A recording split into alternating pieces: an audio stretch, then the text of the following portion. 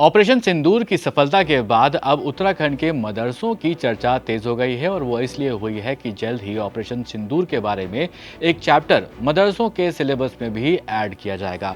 पिछले कुछ सालों में उत्तराखंड में मदरसों से जुड़ी हुई कई खबरें आई हैं सामने। वो क्या खबरें हैं समझते हैं स्टोरी में। आप देख रहे हैं स्विच, मैं हूँ आपके साथ सैयद सोबान। सबसे पहली और लेटेस्ट खबर यही है कि ऑपरेशन सिंदूर को मदरसे के सिलेबस में इंक्लूड करने से जुड़ी हुई जो खबर है वो सामने आ रही है। तो 20 मई को उत्तराखंड मदरसा बोर्ड के चेयरपर्सन मुफ्ती शामून कासमी ने इसका ऐलान किया है। उन्होंने कहा है कि ये कदम मदरसों को मेन स्ट्रीम से जोड़ने के लिए उठाया जा रहा है। यहाँ पर उनका कहना है कि ऑपरेशन सिंदूर एक देश के लिए गर्व की बात है और इसे बच्चों को भी जानना ज़रूरी है। ये ऐलान उन्होंने देश के जो डिफेंस मिनिस्टर हैं हमारे राजनाथ सिंह, उनसे मुलाकात के बाद लिया है।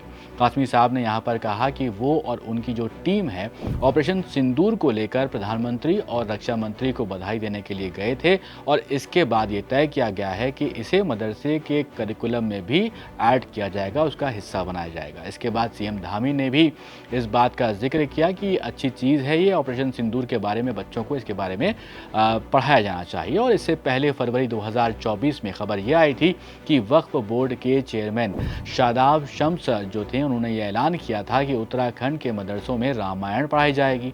उन्होंने श्री राम को मर्यादा पुरुषोत्तम बताते हुए यहाँ पर ये कहा था कि सभी को उनकी ज़िंदगी से सीखना चाहिए।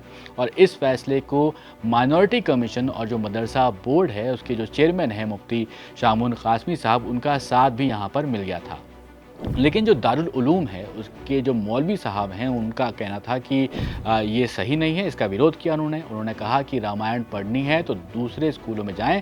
इस मामले पर विवाद भी हुआ था और इसको पॉलिटिकल चाल भी बताया गया था।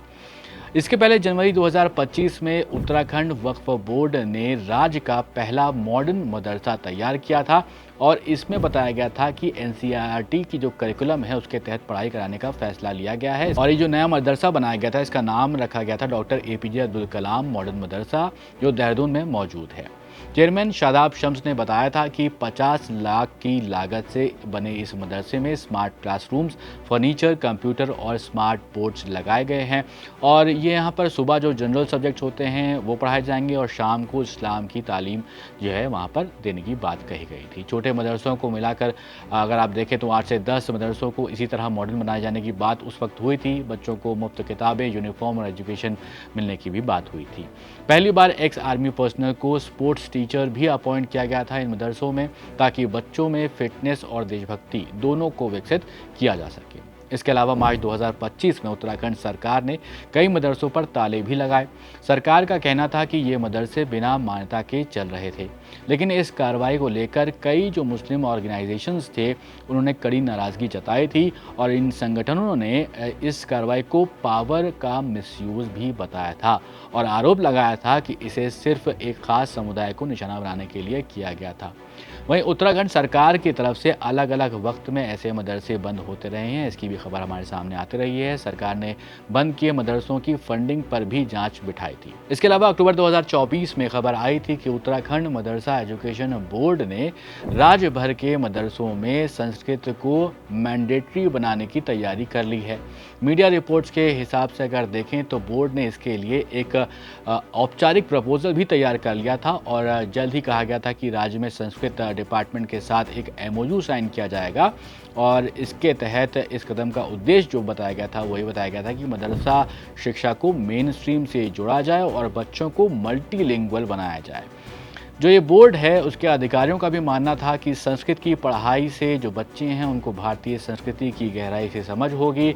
तो उत्तराखंड के जो मदरसे हैं उनसे जो जुड़ी हुई लगातार खबरें हैं वो लगातार आपको आती रहती हैं, मिलती रहती हैं। आपका क्या मानना है कि ऑपरेशन सिंदूर को मदरसे के सिलेबस में जोड़ा जो जा रहा है उस पर आपकी क्या राय है?